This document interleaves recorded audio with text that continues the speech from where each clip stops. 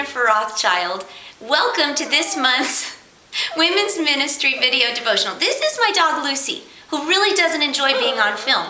But I wanted you to see her because she is not the first dog I've ever had.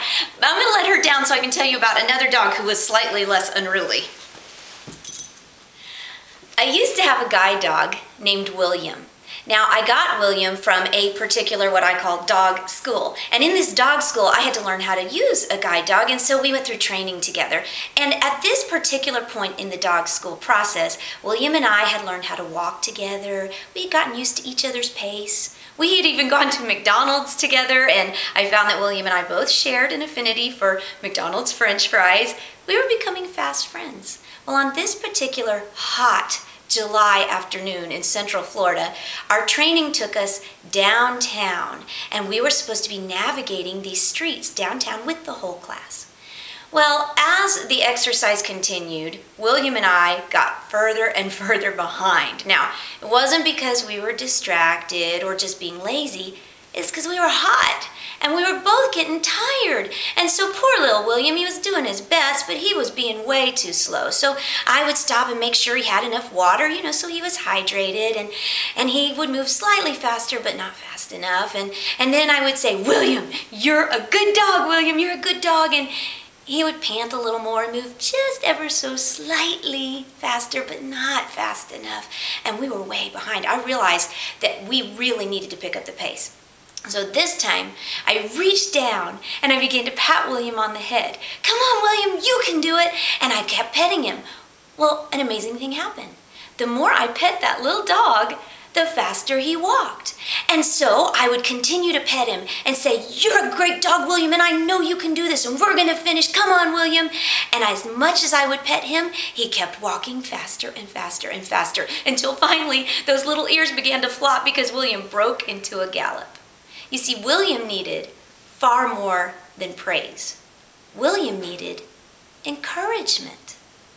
Well, the people in our world, they need far more than praise too.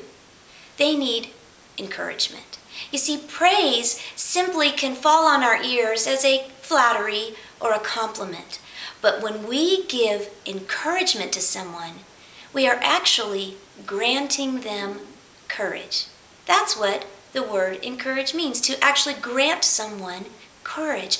It's a very powerful gift we can give to one another. But let me remind you what real encouragement is.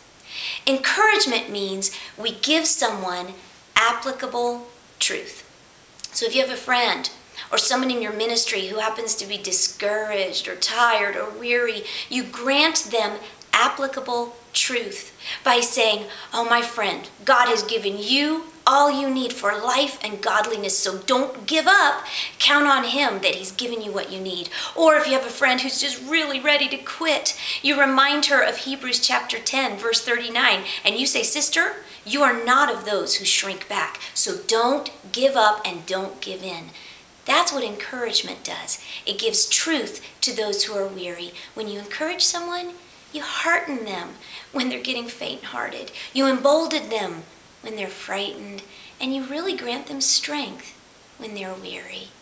The Apostle Paul reminded Timothy that he needed to grant encouragement. He said, keep on encouraging each other and building each other up. And you know what?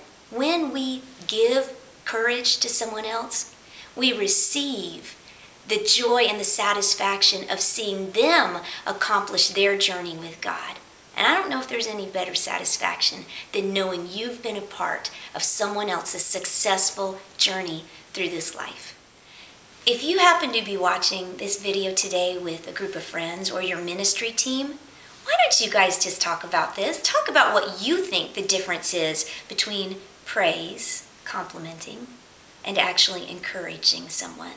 And then, would you just go around and encourage each other, strengthen each other where you might be weak, remind each other and embolden each other that they can do it? We all need to give and receive encouragement. So do that today for someone. And if you're not watching this with a group of friends or just by yourself, maybe you could call someone and give them the gift of encouragement.